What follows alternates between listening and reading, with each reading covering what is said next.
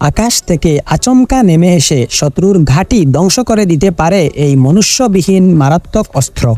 যুদ্ধের ময়দানে এখন ক্রমশ পরিবর্তন আনছে আনমেন্ড এরিয়াল ভেহিকল বা ইউএভি, যা দূর থেকে নিয়ন্ত্রিত হয়ে চালাচ্ছে বিধ্বংসী হামলা।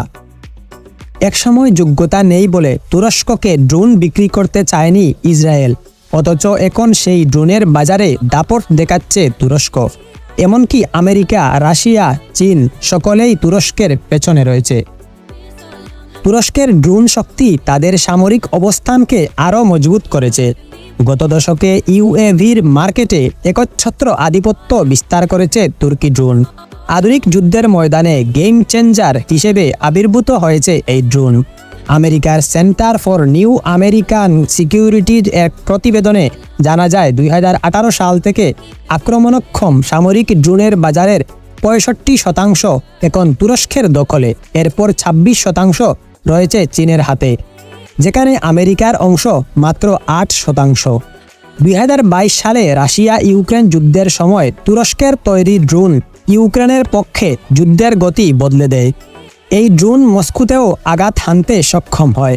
শুধু ইউক্রেনেই নয়, আজারবাইজান ও আর্মেনিয়ার মধ্যকার নাগোর্নো কারাবাখ যুদ্ধেও এই ড্রোন গুরুত্বপূর্ণ ভূমিকা পালন করেছিল। তুর্কি ড্রোনের সাফল্য এতটাই বিস্তৃত যে 2023 সালের ডিসেম্বরে এটি বাংলাদেশ সেনাবাহিনীতে যুক্ত হয় আলোচিত বাইরাক্তার TB2 মডেলের মাধ্যমে। বাইরাক্তার TB2 মডেল ড্রোনটি আধুনিক যন্ত্রাংশে সজ্জিত। এটি 40,000 ফুট উচ্চতায় 361 কিলোমিটার গতিতে চলতে পারে এবং এর ওজন বহন ক্ষমতা 6,000 কেজি।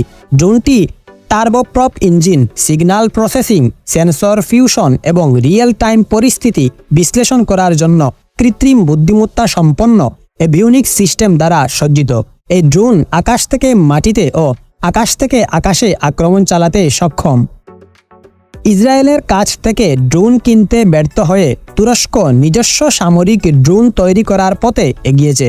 বিজ্ঞানীদের নিরলস প্রচেষ্টায় তারা সামরিক ড্রোন উৎপাদনে আমেরিকা, চীন এবং ইসরায়েলকে পেছনে ফেলতে সক্ষম হয়। সেন্টার ফর নিউ আমেরিকান সিকিউরিটির তথ্য অনুযায়ী তুরস্ক সামরিক ড্রোনের ক্ষেত্রে বর্তমানে একটি নেতৃত্বস্থানীয় অবস্থানে রয়েছে এবং ভবিষ্যতে এই সাফল্য শক্তির ভারসাম্য পরিবর্তন করতে পারে।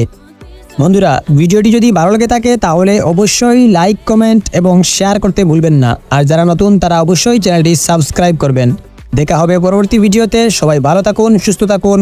আল্লাহ হাফেজ।